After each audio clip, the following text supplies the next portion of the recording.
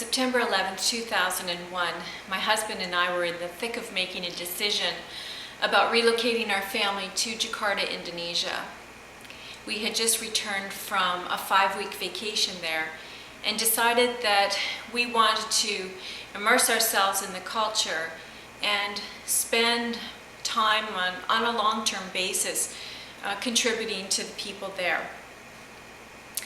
Even though the government was issuing travel advisories for Indonesia and many other countries because of the 9/11 attacks on New York, we decided to go ahead and relocate to Indonesia.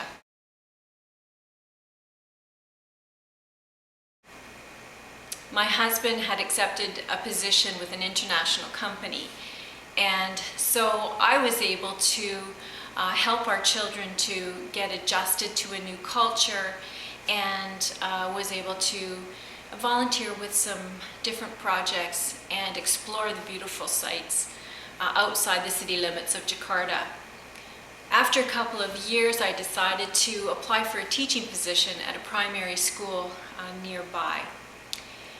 Accepting a position to that school was one of the best decisions of my life.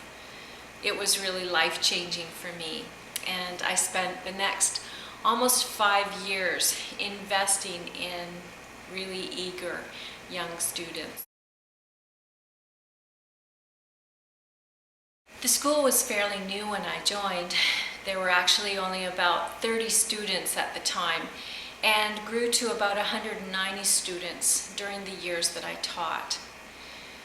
It was under the umbrella of the National Plus School System, which was a system created and designed for those who wanted their children to have a national flavor to their education, but they also wanted to have international learning standards.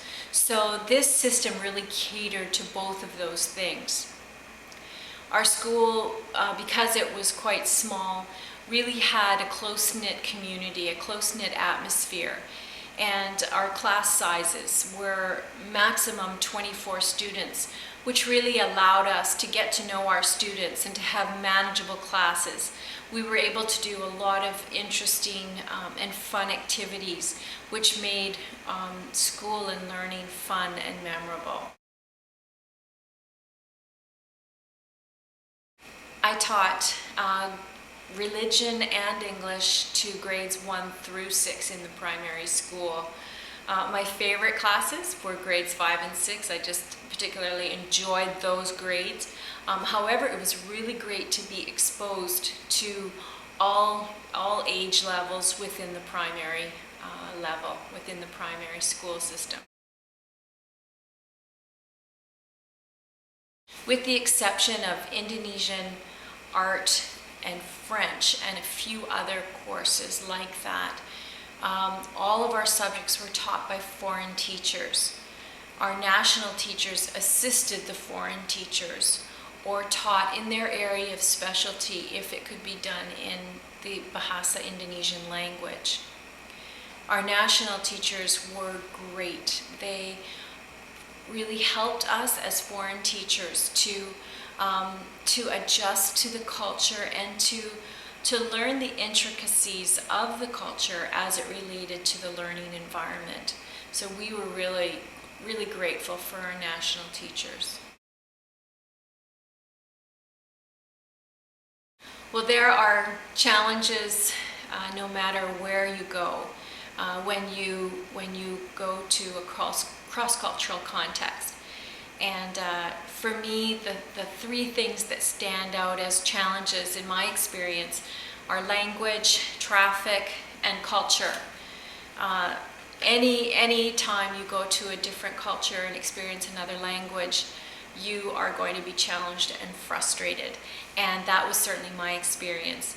I tried as much as I could to acquire some of the language before going there, but it certainly wasn't enough for me to converse with anyone. I really made a concerted effort to learn the language early on in the process. I made lists and lists of nouns and verbs and practiced them whenever I could. Every time I was sitting in traffic, I pulled out my lists of nouns and verbs, and I forced myself, whenever possible, to speak Indonesian with the Indonesian people, even if they knew how to speak English. I would speak with taxi drivers, I would speak with people in the mall, people on the street. I forced myself to do that. And as a result, I came to really enjoy speaking the language, and found that at one point I was being able to rattle on in Indonesian for some length of time, and really enjoyed being understood and understanding what people were saying. So once I got past that initial difficult stage, it wasn't as much of a challenge, but certainly when I first went there. The second main challenge was traffic. Jakarta is a city of 15 million people and has many, many one-way streets. And so what would take you perhaps 10 minutes in your hometown in North America could take you up to 2 hours in Jakarta on a busy day. And so I found that immensely frustrating. And it was not uncommon for people to arrive 1 or 2 hours late for dinner. It was a difficult adjustment. At one point, I decided I would embrace the reality of traffic because there was no sense in fighting it, in letting my stress levels go up. So I embraced it. I always had a book, and always had my language lists of verbs and nouns. And once I embraced the reality of traffic, my language acquisition took off. I really noticed a huge difference in my ability to communicate in the Bahasa Indonesian language when I embraced the reality of traffic. And once I started teaching, I marked a lot of assignments and wrote a lot of report cards during the hours in the car, and so that helped me to get past that challenge. The third challenge was culture. Anytime you go cross-cultural, you will experience frustration, as I did. And I remember feeling like everything was different and asking, why do they do it that way? It doesn't make sense to me. Why are you doing it this way? And eventually, again, I embraced the reality of a different culture, and then I began to understand why things were done a certain way, and began to see the value in expanding my worldview and seeing life from a different perspective. And so once I had a change in attitude, it was really helpful to get past that challenge of cultural differences. Everyone's experience is different, and for me, I would sum it up in two things. First, it was so exciting to see how my contributions, my investment in my little circle of influence made a difference. It was so exciting to see my students, to see their eyes get wide as I would talk about things in my home country, to talk about things like how clean the lakes were and different things like that. I found it so exciting to see the improvement in my students' language skills. Like if there was a difficult to pronounce word and they were getting it, I found that so exciting. I also found it exciting to see the light bulb go on when they would get the whole issue of caring for the environment and dealing with pollution. Those were very rewarding for me. Secondly, I would say in terms of excitement about teaching abroad is seeing how I changed.